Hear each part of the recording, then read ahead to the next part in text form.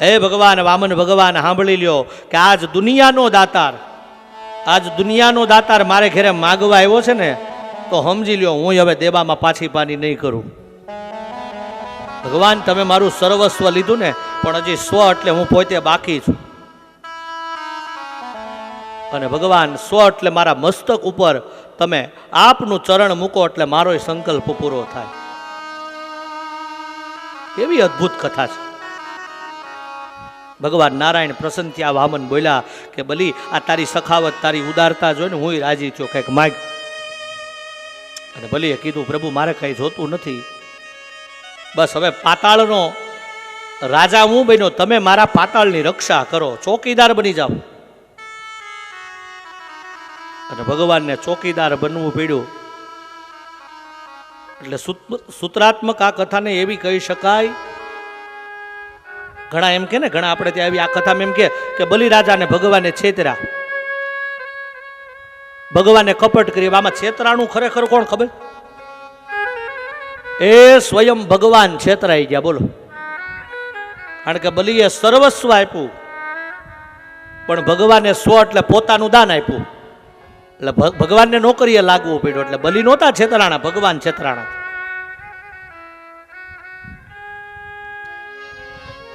સર્વસ્વનું દાન આપનાર એ બલિને ભગવાન એના પાતાળની રક્ષા કરે. કેવો ભાગ્યવાન હોય.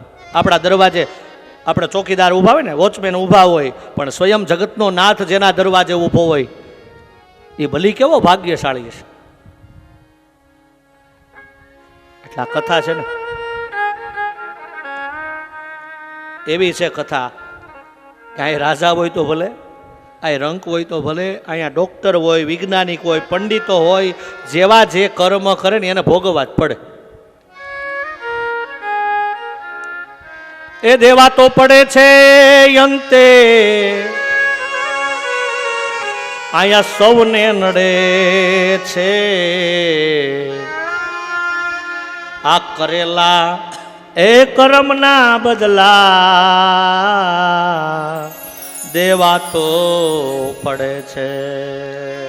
કરેલા કર્મના બદલા દેવા તો પડે છે. કરેલા કર્મના બદલા દેવા તો પડે છે. વામન થઈને એ બલિરાજાને છેતરો વાલે, વગર વિચારે વાલો એ પગલા ભરે છે. વગર વિચારે વાલો પગલા ભરે છે. આ ભૂમિને બદલે વાલો હે ભૂધર પધાર્યા જે હે ભૂમિને બદલે વાલો હે ભૂધર પધાર્યા જે હે પોળિયો બનીને વાલો પેરા રે ભરે છે. કરેલા કર્મના બદલા દેવા તો પડે છે. કરેલા કર્મના બદલા. એક વામન ભગવાનને એક ભૂલ થઈ ગઈ ને પહેરદાર બનવું પડે. આ વાત છે. આ કર્મ જેવું કરો ને, જો કર્મની મીમાંસા ઘણા લોકો એવું કે નહીં, ખોટી વાત. જેવા કર્મ કરો એનું ફળ મળે હો. કારણ કે બધા ભણેલા ગણેલા છો ને તમે, અને વિજ્ઞાનને માનનાર છો, પણ યાદ રાખજો વિજ્ઞાન અને ધર્મ બે પાંખ હોય ને તો જ ઉડાય. એટલે નકરી વિજ્ઞાનથી પણ ન ઉડી શકાય, ધર્મની પણ પાંખ હોવી જોઈએ. એટલે ઘણા એ કર્મની વાતો કરતા હોય ને ત્યારે એવું આપણને સામે જવાબ આપે, ખોટું દાદા, તમે ખોટું બોલો. બધાને ખબર હોય કે અહીં ઘઉં વાવો તો શું ઉગે, લ્યો કયો. આ જો સમજાવું, જેવા કર્મ કરો ને એવા ફળ મળે. અહીં ઘઉં વાવો તો શું ઉગે? અહીં ઘઉં વાવો તો ઘઉં ઉગે વાલા. અહીં બાજરો વાવો તો બાજરો ઉગે. અહીં તમે સફરજન વાવો તો સફરજન ઉગે. તો ઘણા જે વિરોધ કરે ને એનો જવાબ છે કે તો પછી અહીં માણા મરે તો માણા થાય. વાતે સાચી ને? ઘઉં વાવો તો ઘઉં ઉગે, તો પછી અહીં માણસ મરે તો માણસ થવો જોઈએ. પણ અમારા હિન્દુ ધર્મમાં 84 લાખ યોની આપી છે, પશુ પંખી. પછી ઘણા વિરોધીઓ કથાઓના વિરોધ કરતા હોય ને એ કહેતા હોય કે તો પછી માણસ મરે એ માણસ જ થાય. ત્યારે શાસ્ત્રનો જવાબ છે કે વાલા વાત સાચી છે કે અહીં માણસ મરે ને તો માણા થાય. પણ જેને આવો માનવ શરીર આપ્યું હોય, આવો કરોડો રૂપિયાનો ડગલો કરો તો આવી કાયા સુંદર મળે નહીં. અને એ માનવ શરીર ભગવાન મનોમન કહેતા હોય કે મેં તને આવો માનવ દેહ આપ્યો, હરિની ભક્તિ કરવા જીભ આપી, પણ તે કુટુંબ પરિવાર ગામના હારે નકરું ભસા ભસ કર્યું. મને એમ લાગે છે કે તને માણસ નહીં, તને કૂતરાની યોની ગમે છે.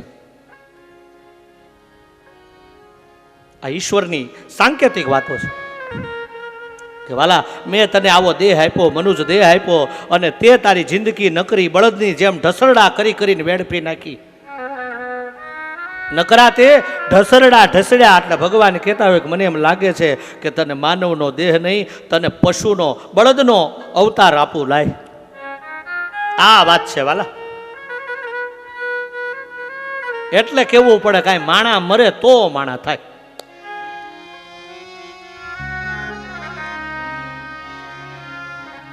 શેઠ બાપા બેઠા હતા ને, સવારમાં છાપું વાંચતા, એટલે એમાં ભિખારી નીકળ્યો ને ભિખારી નીકળ્યો એટલે શેઠ બાપા દુકાને છાપું વાંચતા. એટલે શેઠ બાપા એની સામે ભિખારી બે હાથ જોડ્યા ને કીધું, હે શેઠ બાપા એક પાણીનો ગ્લાસ પાઉં. એટલે શેઠ બાપા સસમાં ઊંચા કરીને કે આગળ જઈને પી લે ભાઈ, હાલતો થા. ભિખારી જતો રહ્યો ને થોડી વાર થઈને એટલે પાછો આવ્યો. 10-15 મિનિટ પછી આવ્યો, હે શેઠ બાપા, હે માય બાપ, એક પાણીનો ગ્લાસ પાઉં. એટલે શેઠ બાપા પાછા કે તને કીધું ને મારા ઘરમાં કોઈ માણા નથી, આગળ જઈને પી લે ને ભાઈ. એટલે ભિખારી બે હાથ જોડીને હું કે, હે શેઠ બાપા, તમારા ઘરમાં કોઈ માણા ન હોય તો કાંઈ નહીં, તમે થોડીક વાર માણા થઈ જાઓ. એ વાલા આપણને ભિખારી કે તમે માણા થાવ. દેવા તો પડે છે અંતે, અહીંયા સૌને નડે છે. કરેલા કર્મના બદલા દેવા તો પડે છે. કરેલા કર્મના બદલા અહીંયા ગમે એવો હોય માણસ, દેવા તો કર્મ જેવું કરો એના ફળ ભોગવવા પડે ને. એટલે કીધું શું કે લાજુરે લૂંટાણી જે દી દ્રૌપદી કેરી ત્યારે આ જાંગ જોખ માણી એના પુરાવા મળે છે. અને કૌરવોને કાપ્યા પછી ઓલા પાંડવો પીડાણા, એ મારે રે જઈને એના એ હાડકા ગળે છે. કરેલા કર્મના બદલા દેવા તો પડે છે. દેવા તો પડે અંતે સૌને નડે છે રે. કરેલા કર્મના બદલા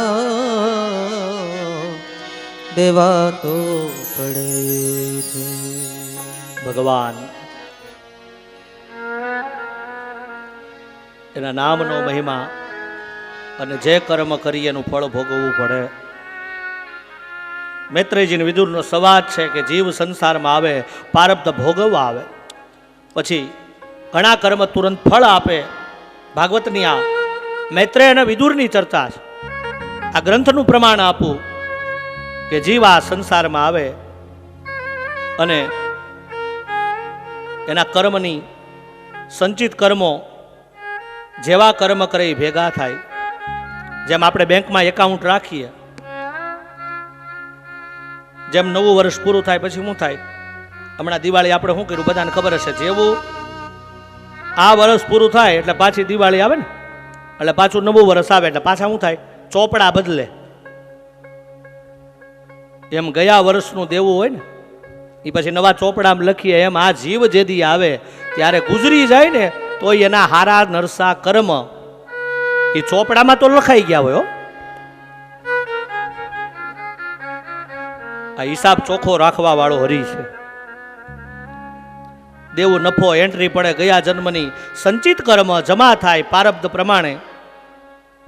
અને યાદ રાખજો કે 3 વસ્તુ છે ને, જો 3 વસ્તુ એ આપણા હાથની વાત નથી, એ ભગવાનના હાથની વાત છે. કોઈ એમ કે નહીં અમારા હાથની વાત, ખોટું. અને 3 વસ્તુ ઈશ્વરના હાથમાં છે, એના કોમ્પ્યુટરમાં ડેટા ફિટ કર્યા છે, અને એ ત્યાંથી જે ઓન સ્વિચ કરે એમ આપણને આગળ વધવું. 3 વસ્તુ ઈશ્વરે આપણી રાખી છે ને એ કઈ બતાવું. એક આયુષ. આમાં બેઠા છો કોઈને ખબર કે આપણા 70 વર્ષ છે, આપણા 50 વર્ષ છે, આપણા 90 વર્ષ? કયો મને. આયુષ ઈશ્વર આપણને આપે જેટલું આપણા ભાગ્યમાં હોય, 50, 60, 70, 80, 100. એક આયુષ. એક બીજી વાત જાતિ.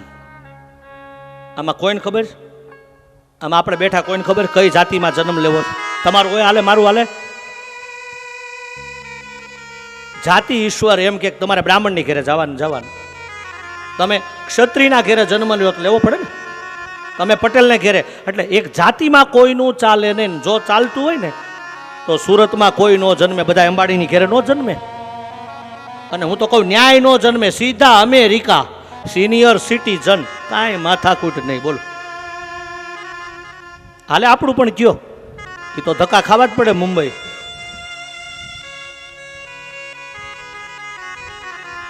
એક જાતિ, એક આયુ, અને ત્રીજી વાત ઈશ્વરના કાનૂનમાં જે છે એ વાત. અને એ વાત એટલે ભોગ.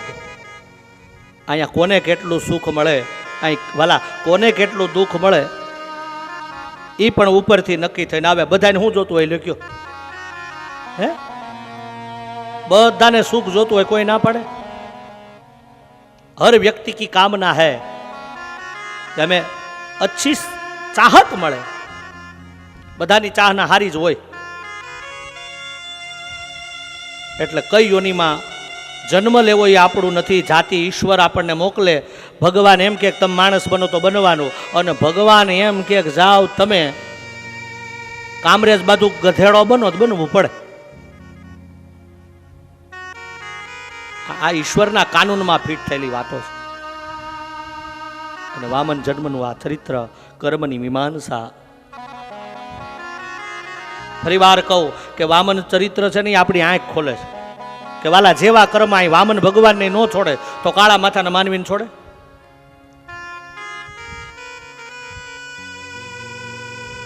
હજી કોઈને મનમાં કન્ફ્યુઝ આમ હોય ને, કોઈ ઘણા એમ કે આ બધું ખોટું હોય તો સમજાવું. જેવું જે કર્મ કરે ને એને ફળ મળે, એને જ ભોગવવું પડે. વૈશાખ મહિનાનો ઉનાળાનો સમય, અને એમાં કોઈ વટે માર્ગું જાતો હતો. જો જે કર્મ કરેની વાત છે, એમાં વટે માર્ગુની દ્રષ્ટિ એની આંખે જોયું કે સરસ મજાનું આંબાનું વૃક્ષ છે, અને વૈશાખ મહિનામાં કેરીઓ આવે, એટલે કેરીઓ લૂમે ઝૂમે આમ પાકેલી કેરીઓ. એટલે વટે માર્ગુએ વિચાર કર્યો કેરી હારી છે. હવે જોયું કોઈને શરીરમાં બધી ઇન્દ્રિયો છે, એમાં આંખે જોઈ, પણ જો આ શરીરમાં પાછું કેવું આમ કે જે પાછી આંખ જોઈ શકે એ જઈ ન શકે. એટલે આંખે મેસેજ આપ્યો કોને? પગને મેસેજ આપ્યો કે એક કામ કરો, પાકેલું વનફળ છે ખાવું હોય તો. પગ ચાલીને આવ્યા આંબાના વૃક્ષ પાસે. હવે પાછા જે જઈ શકે એ પાછા લઈ ન શકે. એટલે પગે મેસેજ પહોંચાડ્યો કોને? હાથને, કે ભાઈ સરસ મજાનું પાકેલું વનફળ છે, ખાવું હોય તો ખાઈ શકો છો. ને હાથે તુરંત એ ફળ તોડ્યું. આ બધા જાણો છો જેવું ફળ હાથમાં આવ્યું, પણ જે પાછો તોડી શકે એ રાખી ન શકે. એટલે હાથે ઈશારો કર્યો મુખને, અને મુખમાં સરસ મજાનો રસાસ્વાદ કેરીનો. કાલે તમે ખાધો ને,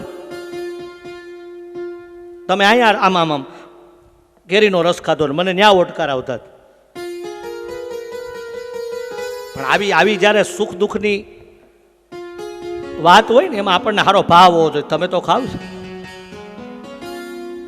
અને આવો આવો મને ઓટકાર ઉતારે આવ્યો, બોલો તમે ખાધું. અને ઈર્ષ્યા ને વેર ઝેર ન કરો ને તો કહું સાચું, આ કઈ આ તમને હસાવા નથી કહેતો. મને કાલે સારો ભાવ જાગ્યો કે મારા શ્રોતાઓ ભલે રસ ખાતા, તો આજ તમે બપોરે લાડવા ખાવાના છે, અને મારા ઉતાર સાંજે આવી ગયા. બોલો લ્યો,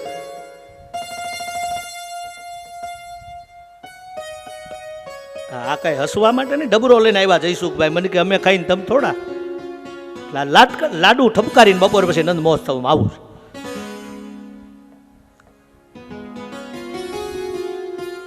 કર્મની મીમાંસા એ બતાવે, આપણી વાત ચાલે છે કે જે મુખમાં કેરીનો રસ ગયો, પણ આટલી ઘટના ઘટીને શરીરમાં એ સમય એ વાડીનો માલિક ત્યાંથી પસાર થયો અને લાકડી હાથમાંથી નીકળ્યો અને જોયું કે આ અજાણી વાડીમાં કોણ મારી વાડીમાં કેરી તોડે છે.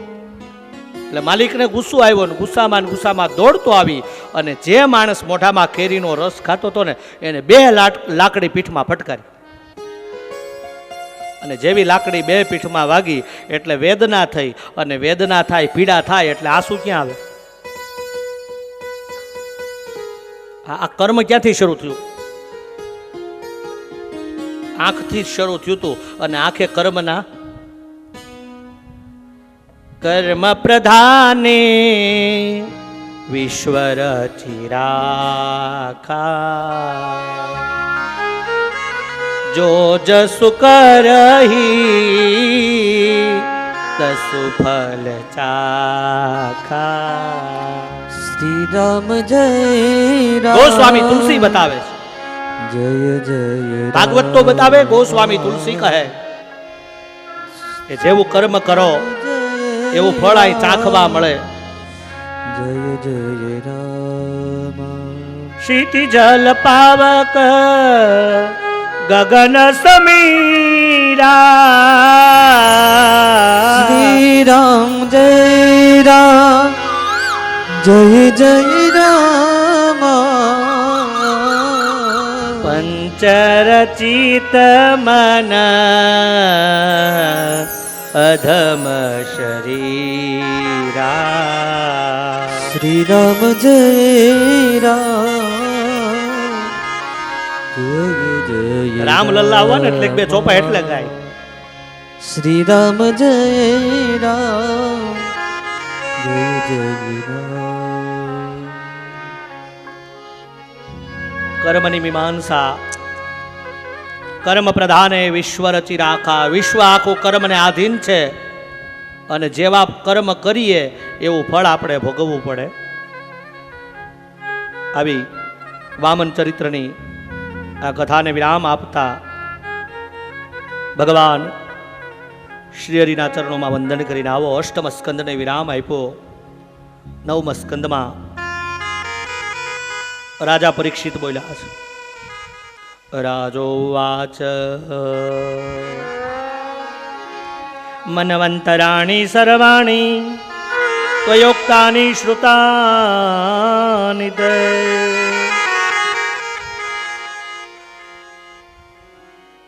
વીર્યાણંત વિરસ્ય હરેસ્તત્રે કૃતાની ચ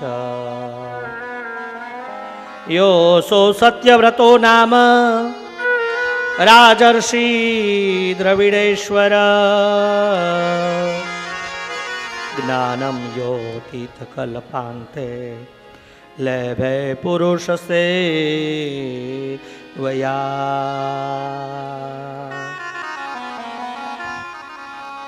રાજા પરીક્ષિત બોલ્યા છે, બાપજી મેં એવું સાંભળ્યું છે કે 9મ સ્કંદમાં એક સત્યવ્રત રાજા થયા. એક સત્યવ્રત રાજા કૃતમાલા નદીના કિનારે સ્નાન કરવા આવ્યા, અને આ કૃતમાલા નદીના કિનારે રાજા સત્યવ્રત હાથમાં જળ લઈ અને સવિતા દેવને અર્ઘ્ય આપે છે. એ સમયે સત્યવ્રત રાજાના હાથમાં એક નાનકડી માછલી ખોબામાં જળ સાથે આવે. રાજા સત્યવ્રત આ માછલીને બહાર પધરાવા જાય. માછલી બોલી છે કે રાજા સત્યવ્રત, મને જળમાં નહીં પધરાવો. આ જળમાં અમુક જળચર જીવો છે, એ મને મારી નાખશે. રાજા સત્યવ્રત આ માછલીને કમંડળમાં લઈ અને ફરી પાછા નગરમાં આવ્યા. અને એ નગરમાં આવ્યા, સવાર થયું. કમંડળમાં માછલી મોટી થઈ અને બોલી કે હે રાજા, આ કમંડળ મને નાનું પડે છે. રાજા એના આંગણામાં એક વીરડો ગાળ્યો છે અને એ વીરડામાં આ માછલીને પધરાવી. માછલી ફરી પાછી મોટું રૂપ લઈને બોલી કે રાજા, મને આ સ્થાન નાનું લાગે છે. સત્યવ્રત રાજા સમજી ગયા અને બે હાથ જોડીને એટલું બોલ્યા કે આપ માછલીના રૂપમાં મત્સ્ય નારાયણ તો નથી ને? જે હોય તે મારા સામે આપ પ્રગટ થાવ.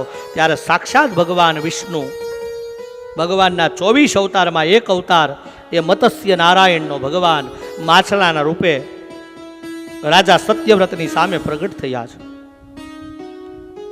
રાજાએ ભગવાનની સ્તુતિ કરીને ભગવાન માછલાના રૂપે બોલ્યા છે હું કે સાંભળી લ્યો રાજા સત્યવ્રત, ટૂંક સમયમાં અહીંયા બ્રહ્માજીનો પ્રલય કાળ થશે. આ પૃથ્વી સમુદ્રમાં ડૂબી જશે, પણ રાજા તમારે ચિંતા નથી કરવાની. હું એક નૌકા મોકલીશ. એ નૌકામાં આપે બેસવાનું, વિહાર કરવાનું, અને બ્રહ્માજીનો જ્યારે કલ્પ પૂર્ણ થાય, પ્રલય શાંત થાય, ત્યારે પાછું તમારે તમારા નગરમાં ભગવાન મત્સ્ય નારાયણના રૂપે આ સત્યવ્રત રાજાની રક્ષા કરી. ભગવાન સત્યવ્રત રાજાના આ ચરિત્રને વિરામ આપતા 9મ સ્કંદમાં ઈશાનુ કથા, ભાગવતનો 9મો સ્કંદ, વિદ્વાનોનો મત છે કે 9મો સ્કંદ એટલે ઈશાનુ કથા, અને ઈશ એટલે રામ અને અનુ એટલે ના ભક્ત.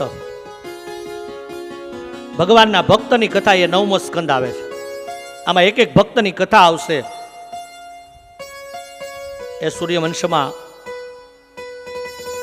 મરીચી થયા, એ વંશમાં એ રાજા કશ્યપ થયા, એ વંશમાં આદિદેવ થયા, એ વંશમાં સૂર્ય થયા, એ વંશમાં એના પુત્ર વ્યવસ્થ થયા, એના વંશમાં શ્રાદ્ધ દેવ થયા. એવું કહેવાય કે શ્રાદ્ધ દેવે સંગના રાણી સાથે વિવાહ કર્યા, એને 10 પુત્ર થયા. અને એ જ વંશ આગળ વધતા વધતા એ વંશમાં એક રાજા થયા જેનું નામ શરિયાતી. શરિયાતી રાજા એક વખત વનમાં આવ્યા છે, સાથે રાજાનું સૈન્ય છે, રાજાની એક નાનકડી કન્યા છે. અને રાજા શરિયાતી એમની એક નાનકડી દીકરી સુકન્યા, અને સૈન્ય એક પડાવ છાવણીમાં બેઠા છે. શરિયાતી રાજાની પાસે એક લાડકડી દીકરી સુકન્યા આવીને બોલી. હું બોલી ખબર? કે પિતા આપ આજ્ઞા આપો ને તો અમે આ વનમાં થોડી વાર વિચરણ કરવા જઈએ. સુકન્યા એની બહેનપણીઓ સાથે વનમાં વિચરણ કરવા આવીને એક રાફડો હતો, એ રાફડામાં ચળકતા પદાર્થો જોયા, અને સુકન્યાએ હાથમાંથી એક શૂળ લઈ અને ચળકતા પદાર્થોમાં આમ લગાવી, એમાંથી રક્ત નીકળવા લાગ્યું. સુકન્યા બહેનપણીઓ સાથે પાછી ફરી પિતા પાસે આવી. અહીંયા રાજાનું સૈન્ય દુઃખી થયું, અને આવું કષ્ટ આવ્યું ત્યારે રાજા હતો ભક્તિવાન. રાજાને વિચાર આવ્યો કંઈક અપરાધ થયો હોય તો આવું થાય. પોતાની દીકરીને વાત કરી, બેટા કોઈ ભૂલ કરીશ નહીં, દીકરી બોલી કે પિતા ભૂલ નથી કરી, પણ એક રાફડામાં ચળકતા બે પદાર્થો હતા ને મને એમ કે કંઈક ચળકે છે, એટલે મેં શૂળ એમાં ભરાવી અને એમાંથી રક્ત નીકળતું હતું. રાજા પોતાના સૈન્યના માણસોને દીકરીને લઈ અને જે રાફડામાં આ કર્મ કરેલું ત્યાં લાવ્યા. રાફડાની માટી હટાવી અને એવું કહેવાય છે કે માટી હટી ત્યારે ભારત વર્ષના એક ઋષિ જેનું નામ હતું ચૈવન ઋષિ, આ ઋષિ સમાધિમાં બેઠા હતા અને આ સુકન્યાએ શૂળ ભરાવીને એ ક્યાંય બીજે નહીં એની આંખોમાં વાગી હતી. એવો હશે આ ઋષિ કે આખા શરીરમાં રાફડો થઈ ગયો ને ખાલી આંખો ખુલી, આંખમાંથી રક્ત નીકળે. બે હાથ જોડ્યા શરિયાતી રાજાએ, મને માફ કરો, ક્ષમા માગું. પણ સંસ્કારી નારી હતી ને, એક દીકરી સંસ્કારી હોય, મેં પહેલા પણ કીધું બાપના કુળને ઉજળું કરે, એટલે સુકન્યાએ કીધું પિતા તમે હટી જાઓ, તમારે હટી જવાનું છે. સુકન્યા ચૈવન ઋષિની સામે આવીને બે હાથ જોડીને બોલી કે હે ઋષિ, હું આપની ક્ષમા માગું, ભૂલ મેં કરી છે, મને માફ કરો. અને ઋષિ રડતા રડતા બોલ્યા કે સુકન્યા તને માફ કરું, પણ ચિંતા એ વાતની છે કે મારી બંને આંખોનું તેજ જતું રહ્યું, હવે મારી સેવા કોણ કરશે? ત્યારે સુકન્યા બોલી કે ઋષિ સાંભળી લ્યો, મેં ભૂલ કરી છે, મારી ભૂલનું પ્રાયશ્ચિત હું કરીશ, આજથી હું તમારી સેવા કરીશ. અને પિતા શરિયાતીના દીકરીએ શું કીધું ખબર કે પિતા આપ સૈન્ય લઈને હવે જંગલમાં જાઓ. અને જતા જતા બાપને કીધું સાંભળી લ્યો, આ સમાજ છે, આ જગત છે, આ સમાજ કોઈ દી કોઈનો થયો નથી, કોઈનો થાય નહીં, અને કદાચ આવતીકાલે મારી ઉપર કોઈ કલંક નાખે એ પેલા કહી દઉં બાપ કે સાંભળી લ્યો, આ ઋષિની હું પત્ની થઈને સેવા કરીશ, જેથી સમાજ ક્યારેય અમારી ઉપર કોઈ ખરાબ નજર ન કરે. રાજા શરિયાતી વનમાં વિચરણ કરવા લાગ્યા, સમય વીતવા લાગ્યો. અને આ એક સુકન્યા એણે એના પતિની એવી સેવા કરીને 9મા સ્કંદમાં લખ્યું છો, એટલી સેવા કરીને સમય વીતતા વીતતા આ ચૈવનની કુટિયામાં એકવાર અશ્વિની કુમારો આવ્યા. અને આવ્યા એમ નહીં, ચૈવન એની યુવાની હતી નહીં, વૃદ્ધ હતા ને ઋષિ તો, મોટી ઉંમર હતી. અને અશ્વિની કુમારોએ આ રૂપ જોયું ને એટલે કન્ફ્યુઝ થયા કે આ જોડ બરાબર નથી. આમની પત્ની છે એ 20 વર્ષની, 18-20 વર્ષની પત્ની છે, પણ એનો પતિ છે ને એ તો મોટી ઉંમરના છે, એટલે આ બેલેન્સ જાળવાતું નથી. એટલે અશ્વિની કુમારોએ કીધું, શું કીધું ખબર કે હે ચૈવન ઋષિ, એક કામ કરો, આ પાણીના ધરામાં તમે સ્નાન કરવા જાઓ. અને ભાગવતકાર કહે છે કે ચૈવન ઋષિએ ભાગવતજીના આ 9મા સ્કંદમાં કહેવાય છે કે આ ઋષિ ધરામાં સ્નાન કરવા આવ્યા અને ડૂબકી લગાડીને બહાર નીકળ્યા એટલે આ ઋષિ યુવાન બનીને આવ્યા. હા, ગઢપણ આવે ને પ્લાસ્ટિક સર્જરી થાય ને, આ હજારો વર્ષ પહેલા મારા ભાગવતમાં બતાવ્યું. લ્યો બોલો.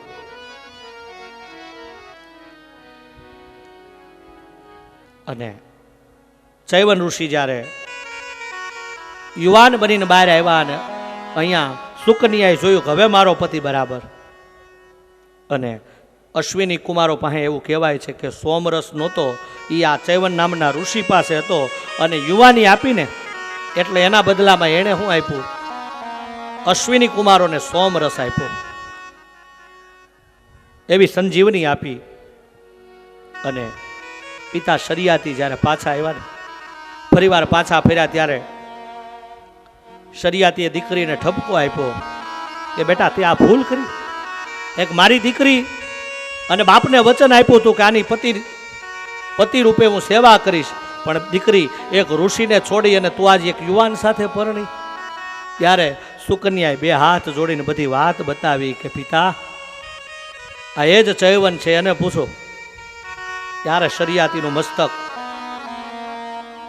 આ દેશના બાપનું મસ્તક ત્યારે ઊંચું રહે તમે એવા કર્મ કરો. એટલે ફરીવાર ધ્યાન દોરવા કહું કે જે મા બાપે જન્મ આપ્યો છે એ મા બાપનું મસ્તક ઊંચું રાખવું ને એ સંતાનના હાથમાં છે. એટલે પરિવારની એક તમારા કુટુંબની પરિવારની શાન છે ને આ સુકન્યાની કથા બેઠેલી દીકરીઓ, કારણ કે માતાઓ અને એમાં યુવાન દીકરીઓ છે ને, એટલે સાંભળી લેજો કે આ બાપની શાન રાખવી એ તમારા હાથની વાત છે. આવા સંકલ્પ અહીં મનોમન કરજો. જો ભાગવતની સામે બેઠા હોય અને લાભ પંચમીથી આ કથામાં તમે આવ્યા હો ને, તો હે ઘનશ્યામ મહારાજ, હે શ્રીજી મહારાજ, અમારા પરિવારની, અમારા કુટુંબની, અમારા મા બાપની શાન અમે જીવી ત્યાં સુધી રાખશું. આ સંકલ્પ કરીને જાજો.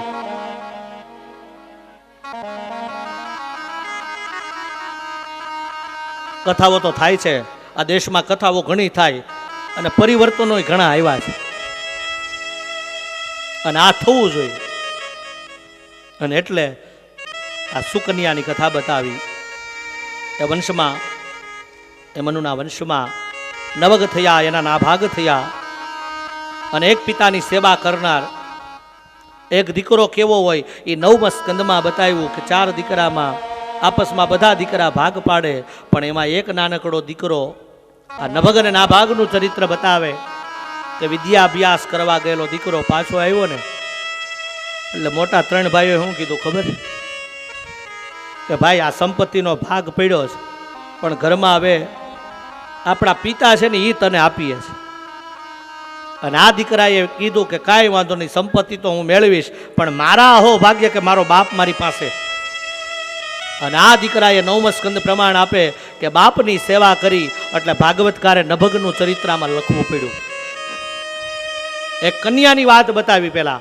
9મા સ્કંદ એટલે આજના યુવાનો માટે, યુવાન ભાઈ બહેનો માટેનો સ્કંદ છે કે એક સુકન્યા જન્મે તો સુકન્યા કેવી હોય, અને એક નભગના ભાગનું ચરિત્ર બતાવે કે એક દીકરો હોય તો બાપને શું ન થાય. પણ દુર્ભાગ્ય છે આ દેશના, ક્યાંય ગામડાનો ખેડૂત, આ દેશ કોઈ કહેતું હોય ને, જો ઘણા કહે છે કે દેશ બહુ આગળ, નહીં ના પાડું, ઘણા કહેતા હોય કે આ દેશ બહુ આગળ વધી રહ્યો છે, આ દેશ 21મી સદીમાં જાય, ત્યારે ક્યારેક કહેવું પડે કે હજી આ દેશ 17મી સદીમાં છે. અમારા ગામડાના ખેડૂતો બેઠા, જેને ખબર હશે પૂછજો કે ગામડાનો ખેડૂત એનો બળદ વૃદ્ધ થાય ને તો એ એને ખીલા ઉપરથી ન છોડે, ગઢપણ પાળે, પૂછજો.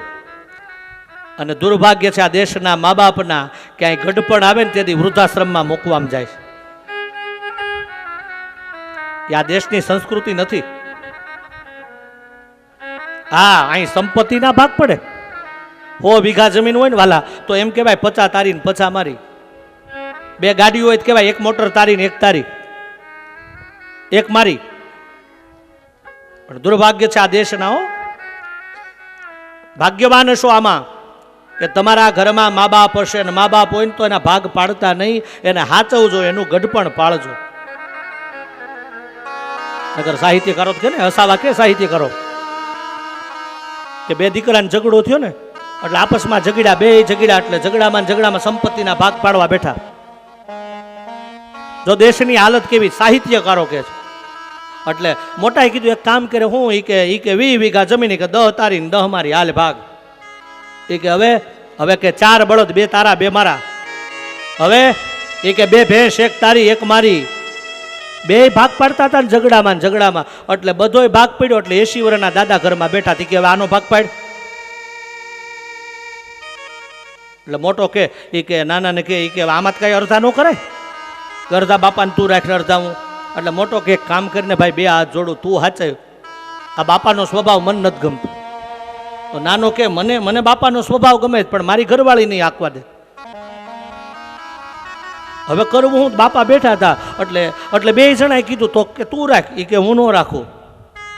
નાનો કે હું ન રાખું. એટલે 2 જણા બુદ્ધિશાળી થી કે એક કામ કરીને, એ કે આપણે બાપાના ભાગ જ પાડવો છે. હવે તો એક કામ કરે, તું બાપાના 2 હાથ પકડ અને હું બાપાના 2 પગ પકડું, ને બાપાને 3-4 વાર હલાવી અને આ નળિયા ઉપરથી નીચે આવવા દઈ. અને બાપા જો ચત્તા પડે તો મોટો કે હું રાખે, ને બાપા ઊંધા પડે ને તો તાર રાખવાને. પણ સોસાયટીમાં હારા માણસો તો રહેતા ને, ગામમાં હારા હોય, બધા થોડા ખરાબ હોય. ગામના હારા માણસો આવ્યા ને પકડ્યા હતા ને દાદાને, એ કે એ ઉભા રહ્યો, એ આ શું કરો. એટલે 2 કે એ કે અમારા બાપાનો ભાગ પાડીશ. તે હારો કોક સોસાયટીમાં માણસે કેમ ભાગ પાડો છે કે. એટલે મોટો કે બાપા જો ચતા પડશે તો હું રાખે, અને બાપા ઊંધા પડશે તો આ નાનો રાક્ષસ સોસાયટીમાં કોઈક બુદ્ધિશાળી માણસ હતો, એ કે ઉભા રહ્યો હજી ઉભા રહ્યો. એ કે માની લ્યો, એ કે દાદા તમારા ચતા ન પડે, દાદા ઊંધા ન પડે, અને દાદામાં આડા ખાંગા પડે તો એ કે બે કે ખાંગા પડે તમે લઈ જાજો.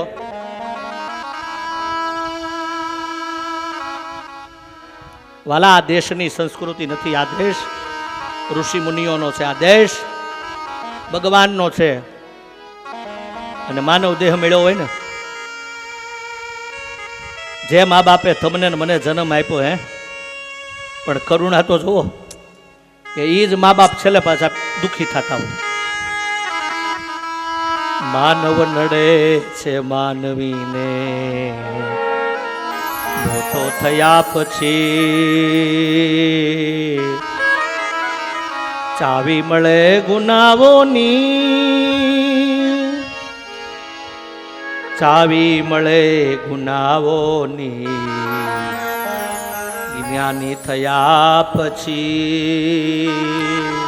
ચાવી મળે ગુનાઓની, જ્ઞાની થયા પછી. માનવ નડે છે માનવીને મોટો થયા પછી. મમતા હતી તને ઘણી માની ગોદમાં, એ મમતા હતી તને ઘણી માની ગોદમાં, પણ બદલી ગયો તું પરણીને, એ બદલી ગયો તું પરણીને, પત્ની મેળા પછી. માનવ નડે છે માનવી. આ દેશની સંસ્કારની નગરી હોય ને, તો વાલા હરિભક્તો, આ કથામાં તમારું ધ્યાન દોરવા કહું કે કદાચ સવારે ઉઠીને રામના મંદિરે જાઓ કે ન જાઓ, સવારે ઉઠી અને કૃષ્ણના મંદિરે જાઓ કે ન જાઓ, કદાચ સ્વામિનારાયણના મંદિરે જાઓ ન જાઓ, પણ ઘરમાં જેણે આપણને જન્મ આપ્યો ને, એ મા બાપને ખાલી પગી લાગેલ્યો ને, એકવાર એ માના અને બાપના આશીર્વાદ લઈ લ્યો ને, એટલે તમારે ક્યાંય ન જવું પડે. આ દેશમાં એક શ્રમણ જેવો દીકરો થયો, આ દેશમાં એક પુંડરીક થયો, એના ઇતિહાસ અહીંયા લખેલા છે. ભગવાનને આવવું પડે. અને યાદ રાખજો કે આ દુનિયામાં બધું ખરીદી શકાય. આ દુનિયામાં રૂપિયાથી સારામાં સારી કાર લઈ શકાય, 5 લાખની, 50 લાખની, કરોડો રૂપિયાની કાર લઈ શકાય. બહુ રૂપિયા થાય સારો બંગલો લેવાય. એથી જાજી સંપત્તિ હોય ને વાલા, તો યાદ રાખજો કે જમીનો ખરીદી શકાય, પણ દુનિયાનો કોઈ દીકરો કરોડો રૂપિયા લઈને જાય અને કોઈને કહેશે કે ભાઈ આ કરોડો રૂપિયા આપું, હમણાં મારો બાપ મરી ગયો, મને પાછો આપો, મળે? હમણાં મારી મા મરી ગઈ, એ મને પાછી આપો, તો ન મળે વાલા. દુનિયામાં મા બાપ છે ને વાલા, એ તો ઈશ્વરની કૃપા હોય ને. હયાત માત પિતાને તમે પ્રેમથી ભેટી લેજો, ક્ષણભર માટે તમે એની સાથે બેસી લેજો, કારણ કે કાળની કારમી થપાટ લાગશે અને પછી હું અને તમે પસ્તાશું, તોય મા બાપ આપણને પાછા નહીં મળે.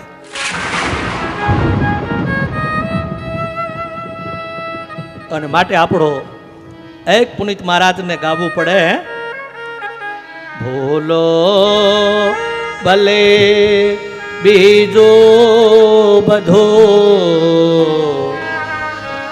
મા બાપને ભૂલશો નહીં.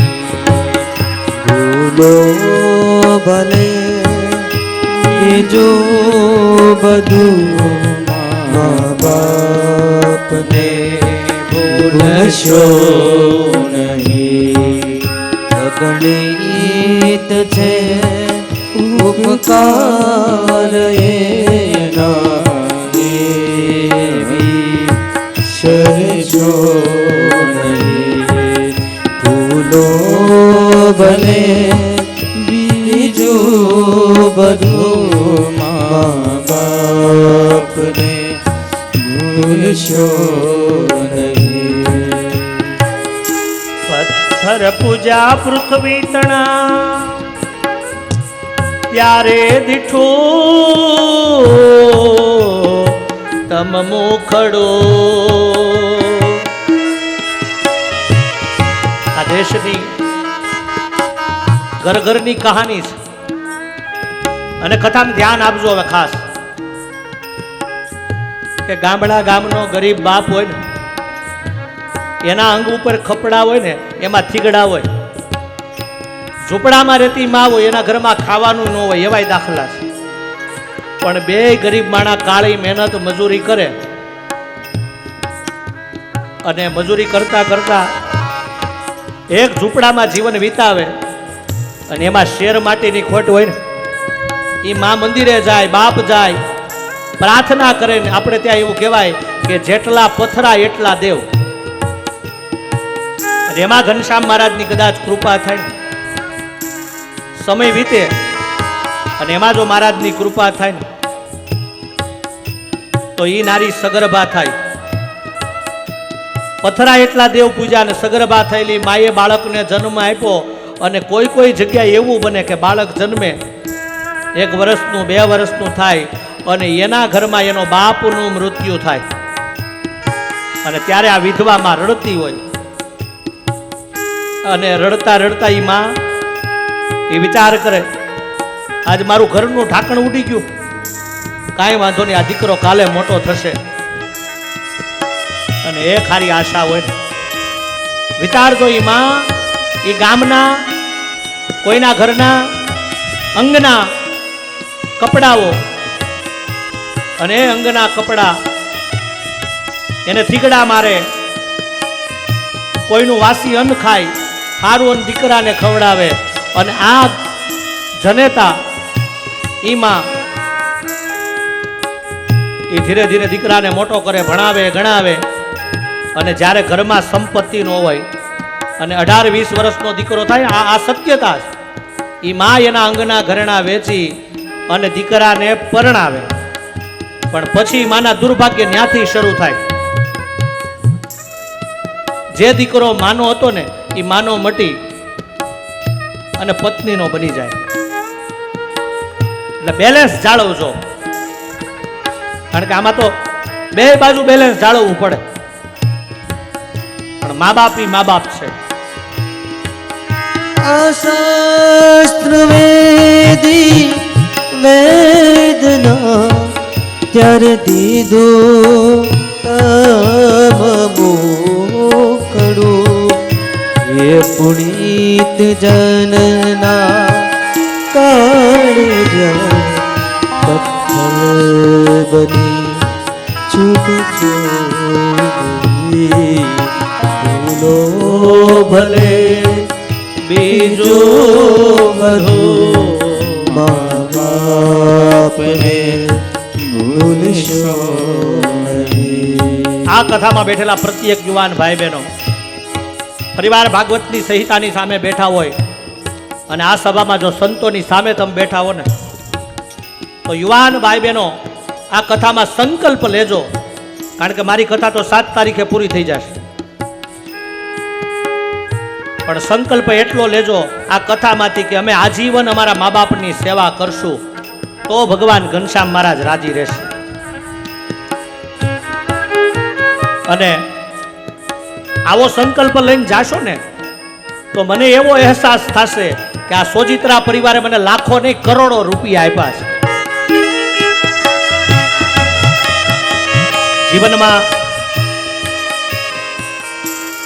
માન બાપ છે ને વાલા, એની તોલે કોઈ ન આવે.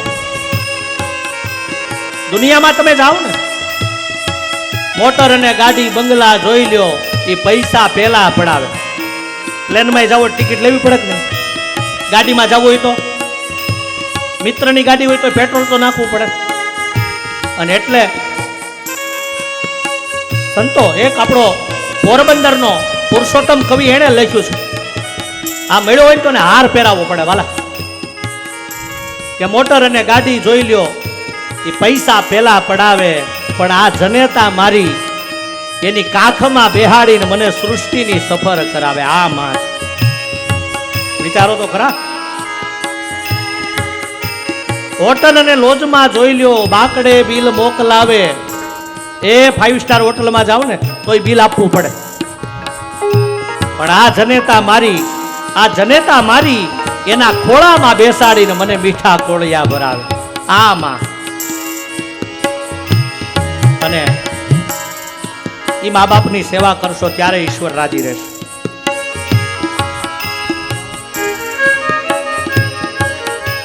લાખો લડાવ્યા લાડ તુમને કુળ સહુ પૂરા કર્યા.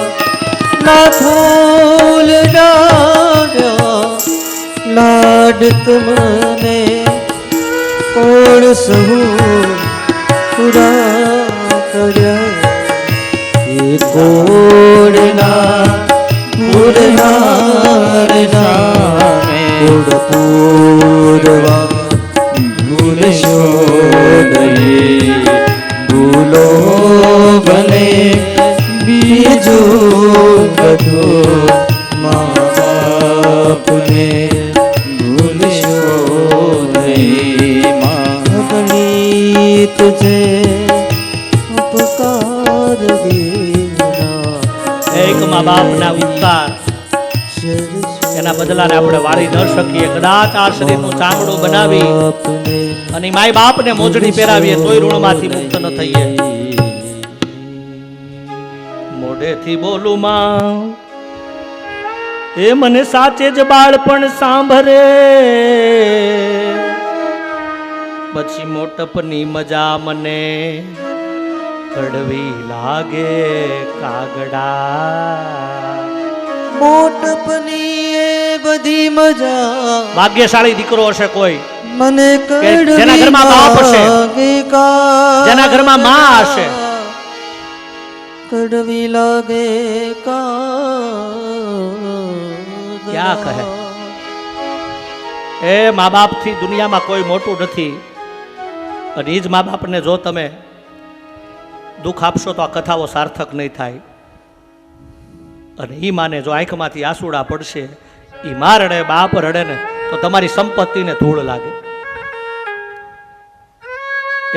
એક મેળામાં ગરીબ માણસો એ મેળામાં આટા મારતા હતા ને, એમાં એક પતિ પત્ની હતા ને, એમાં એવું કહેવાય કે પત્નીના હાથમાંથી 1-2 વર્ષનું નાનકડું બાળક એના હાથથી છૂટું પડ્યું એટલે એની પત્ની રડવા લાગી.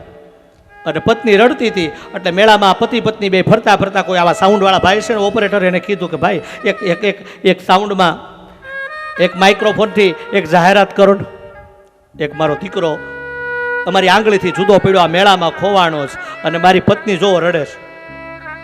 એટલે ઓપરેટરે જાહેરાત કરીને કીધું કે આ મેળામાં 1-2 વર્ષનો નાનકડો બાળક ખોવાણો છે અને જેને મળે ને એ સ્ટોલ નંબર હાથમાં આપી જાઓ. અને એમાં જાહેરાત થઈને કોઈ સજ્જન માણસને આ 2 વર્ષનું ટાબરિયું મળ્યું અને એ માણસે આવી અને જ્યાં પતિ પત્ની ઊભા હતા ને એ બેન રડતા હતા ને એને કીધું લે બેન આ તારો દીકરો. અને માં રડતી હતી ને હસવા લાગીને એના દીકરાને બાહુ પાશમાં લીધો ને એ સમય એનો પતિ રડવા લાગ્યો. આજુબાજુમાં લોકો ઊભા કે ભાઈ હવે શું કામ રડો, હવે તો તમારો 2 વર્ષનો દીકરો આવી ગયો. અને ત્યારે આ માણસે આ યુવાને રડતા રડતા એટલા આમ 2 હાથ જોડીને કીધું કે ભાઈ રડવું મને એટલે આવે કે 1-2 વર્ષનો મારો દીકરો 1-2 મિનિટ મારી પત્નીથી જુદો થયો ને આટલી રડતી હતી તો આ મારી પત્નીએ મને 20 વર્ષથી મારી માંથી જુદો કાઢ્યો. મારી હાલત કઈ હશે?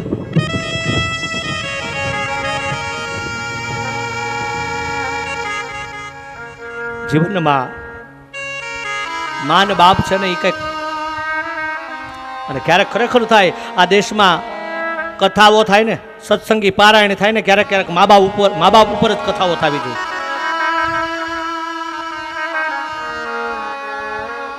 ઘણા વર્ષો પહેલા મારી કથા સાજ્યાવદરમાં અને કથામાં દીપ પ્રાગટ્ય કરવા મને યાદ છે ડૉક્ટર કાછડિયાને ત્યાં અમેરિકાથી આવેલા ને કથા ધ્યાન આપજો.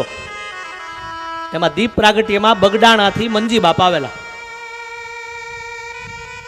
શરદભાઈ બનેલી વાત, સાજ્યાવદર આપણું.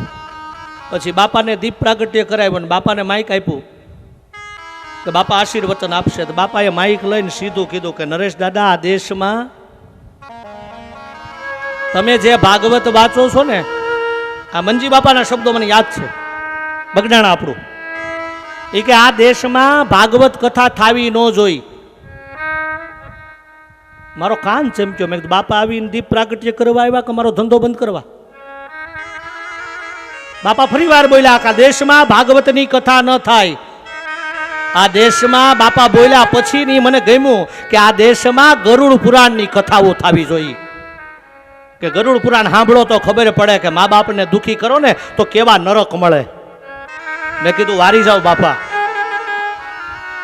એ ગરુડ પુરાણની કથામાં નરક કેવા હોય એ જેને સાંભળ્યા હોય ને, આપણા વડવાઓ બેહાડતા ગરુડ પુરાણ, અને એ કથા સાંભળો ને, આવા નરક ને આવા નરક, અને સાંભળતા સાંભળતા અરેરાટી થતી હોય તો જેને મળે એનું શું થાય લ્યો કયો? કથાઓ સત્સંગમાં મંદિરે જાઓ ન જાઓ, પરિવાર તમારું ધ્યાન દોરવા કહું કે દુનિયાનો દીકરો મા બાપની જો સેવા કરે તો અહીંયા ભગવાન પુંડરીકની કુટિયાએ ભગવાનને આવવું પડ્યું છે. આજે પંઢરપુરમાં ભગવાન ઊભા છે. આવા એક નભગને નાભાગના ચરિત્રને વિરામ આપી નવમ સ્કંદની કથામાં જઈએ. હે રાજા પરીક્ષિત, વાસનાત વાસુદેવસ્ય વાસિતમ ભુવનત્રય સર્વભૂતમ નિવાસોસી શ્રી વાસુદેવમ હરે. વિશ્વેશસો સકલ વિશ્વતણા વિધાતા, દાતા તમે સકલ મંગલ શાંતિ દાતા, માટે તમારું કરુણા નિધિ સત્ય નામ સાષ્ટાંગનાથ તમને કરો પ્રણામ.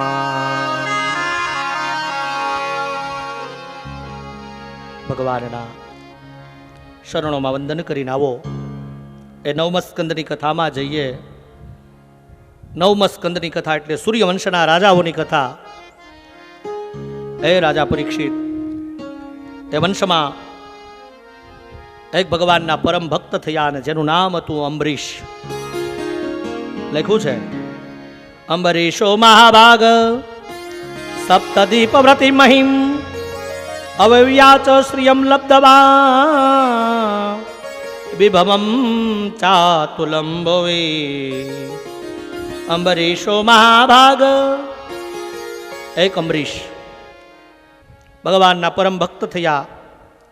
અને આપ જાણો છો કે અંબરીશે એકાદશીનું વ્રત કર્યું. કહેવાય છે કે અંબરીશે એકાદશીનું વ્રત કર્યું, પારણા કરવાની તૈયારી. અને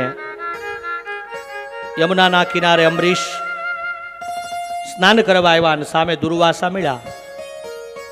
એવું કહેવાય છે કે દુર્વાસા સામા મળ્યા. અંબરીશે બે હાથ જોડ્યા, બાપજી ધન્ય ઘડી અમારી, આજ મારે એકાદશીના વ્રતના પારણા છે અને આપ જેવા પવિત્ર ભૂદેવ સામે મળ્યા. તો બાપજી આપ એક કામ કરો, આજ બપોરના સમયે મારે ત્યાં ભોજન લ્યો. અને અંબરીશે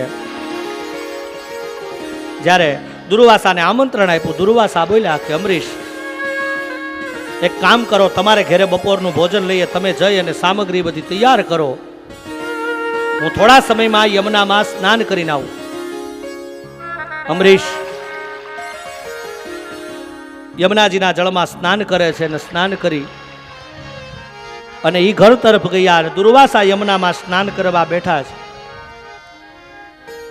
હવે દુર્વાસા સ્નાન કરવા બેઠા ને એટલે દુર્વાસા બધું ભૂલી ગયા. પાણીથી બ્રાહ્મણો રાજી થાય એટલે દુર્વાસા યમુનાના જળમાં ડૂબકી લગાવી અને ખબર નહીં.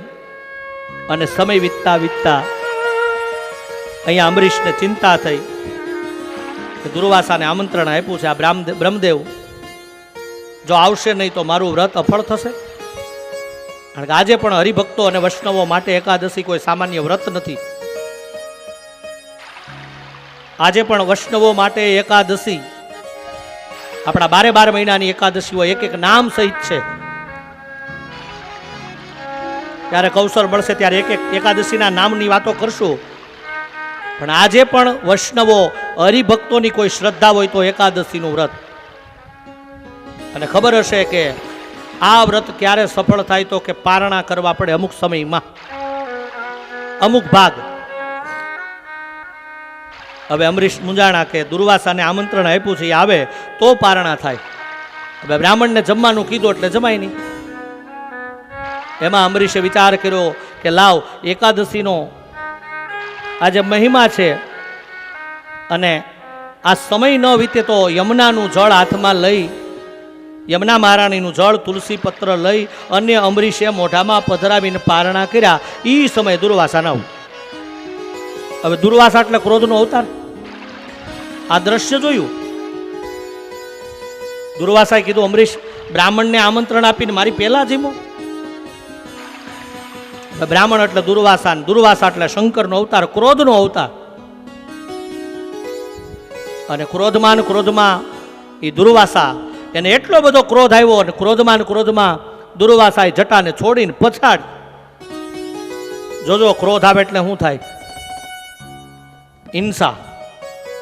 અને ક્રોધમાંથી હિંસા જન્મ લે. આવા દુર્વાસાએ જટામાંથી કૃતિયાને પ્રગટ કરીને કીધું જાઓ આ અમરીશને બાળીને ભસ્મ કરો. લ્યો, જેણે જમવાનું આમંત્રણ આપ્યું તેને બોલો. ભગવાન ઘનશ્યામ મહારાજને પ્રાર્થના કરજો કે વિષમ પરિસ્થિતિ હોય ને જ્યારે, ત્યારે અમને ક્રોધ આવે પણ ક્ષણ માત્રમાં જતો રહે. કારણ કે ક્રોધ છે ને તો બધાને કહેવાય, વાતો થાય બધાને, આપણે ભાઈ ક્રોધ કરતા નહીં, પણ જ્યારે પરિસ્થિતિ આવે ને ત્યારે ડાયો માણાય. એ તો તમને અહીં કથામાં બધું કહીએ ક્રોધ નહીં કરવાનો, બાકી અમારા ઉતારે જો બટેટા મોઢા આવ્યા હોય ને તો અમારી ચોટલી ઊંચી તો થઈ જાય. એટલે બીજાને કહેવાય શાંતિ જાળવો. તમે શાંતિ, એ તો જેની માથે વીતે ને એને ખબર હોય. વાલ એ તો ડાયો માણસ હથીરો રહે ક્યારેક. બીજાને કહેવાય શાંતિ રાખો, એ તો જેની ઉપર વીતે એને ખબર હોય ને.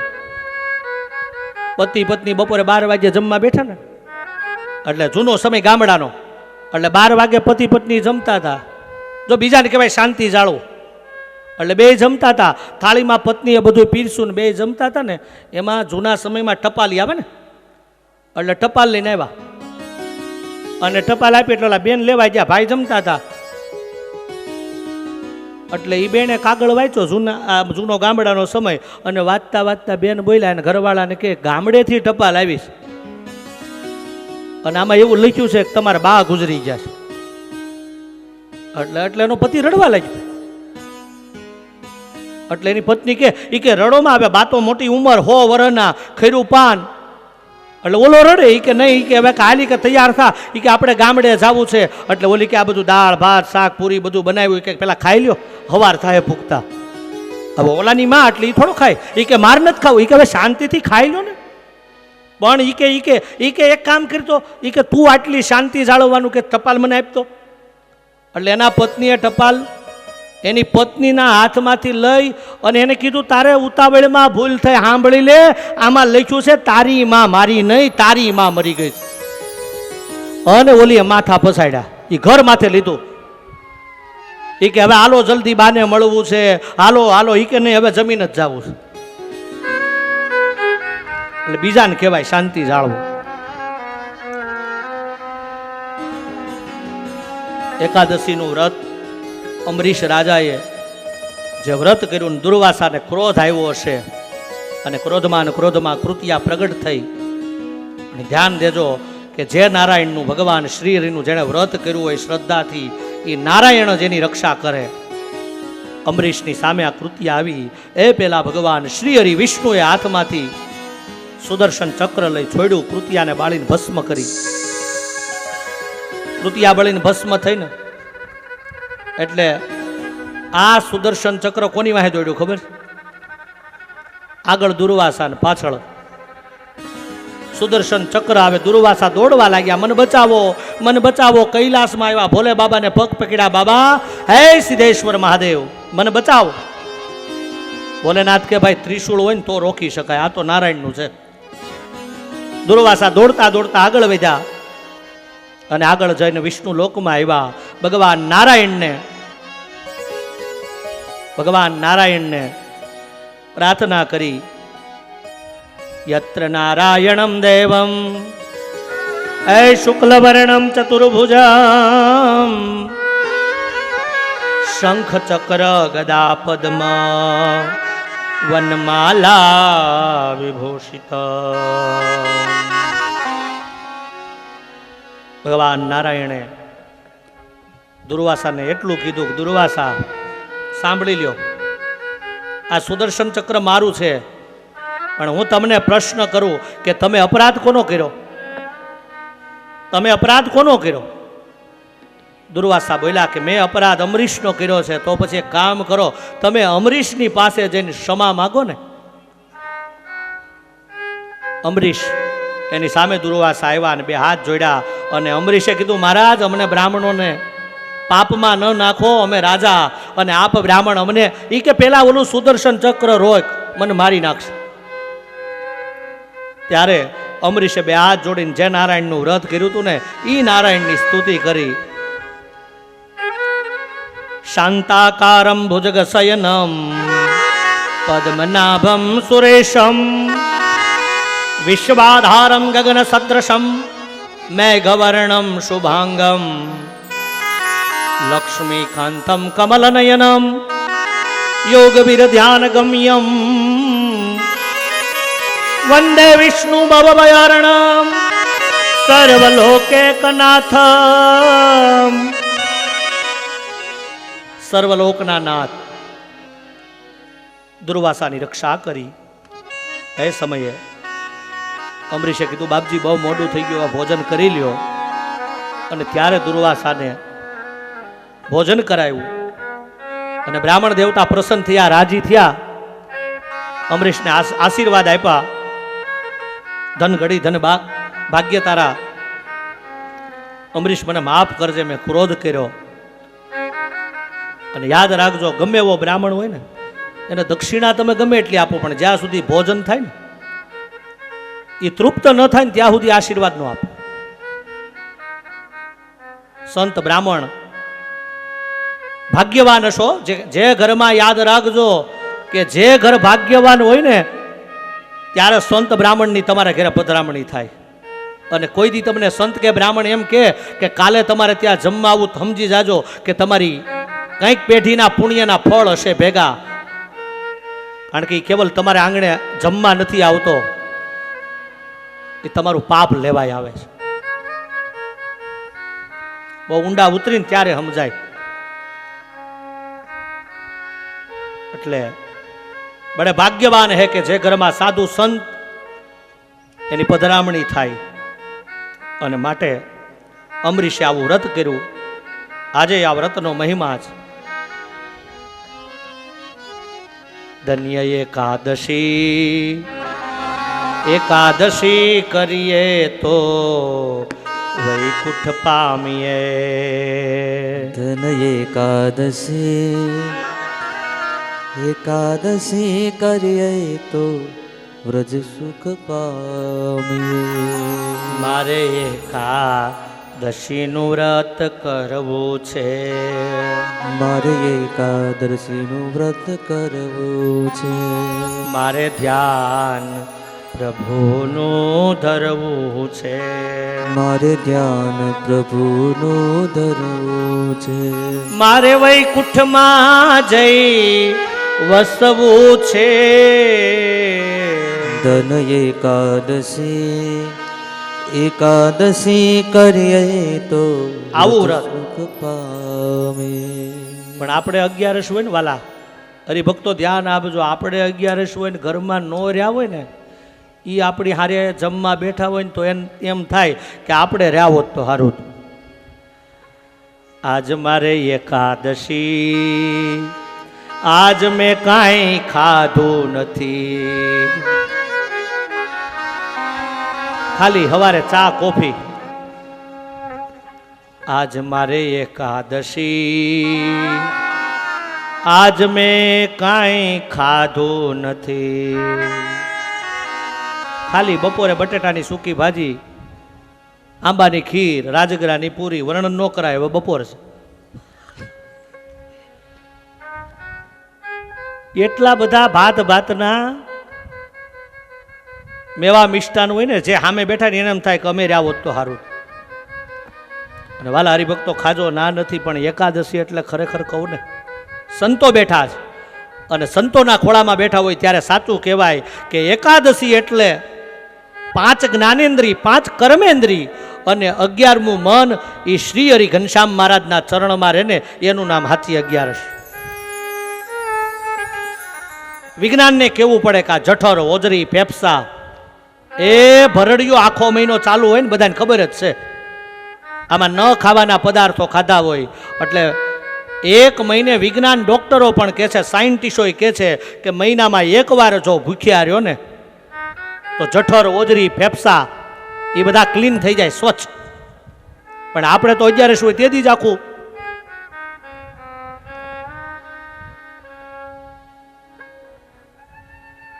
જીવનમાં આ શરીરને ટકાવવા માટે ખાવું પડે, ના નથી, પણ ભગવાનનું ભજન કરવાનું ભૂલતા નહીં. અને ભજન કરશો તો ખાવામાં, કારણ કે દેહને ટકાવવા બાદ તમે એમ કહો કે દાદા ટકાવ હોય તો ખાવું પડે ને, તમારે તો વાતું કરવી છે. ખાઓ, પ્રેમથી ખાઓ. પણ ફરી વાર કહું કે એકાદશીનો દિવસ હોય ને વાલા હરિભક્તો, ત્યારે આંખને એ ભગવાન શ્રી હરિની મૂર્તિમાં તમારી આંખો દ્રષ્ટિ કરે, એ વર્ણિના દર્શન કરજો. એકાદશીના દિવસે તમારા પગને તમે મંદિરો તરફ વાળજો. એકાદશીના દિવસે તમારા હાથને સત્કર્મ કરવા વાળજો. આ એકાદશી. કાનથી ભગવાનની કથા સાંભળીએ ત્યારે એકાદશી સાર્થક થાય. પગને મંદિરે વાળીએ, ઈશ્વરે જીભ આપી તો કંઈક ગુણાનું વાદ ગાઈએ. આ વ્રત એટલે આપણા વ્રતનો મહિમા છે. ઉપવાસ, ઉપ એટલે સંસ્કૃત શબ્દ છે, નજીક.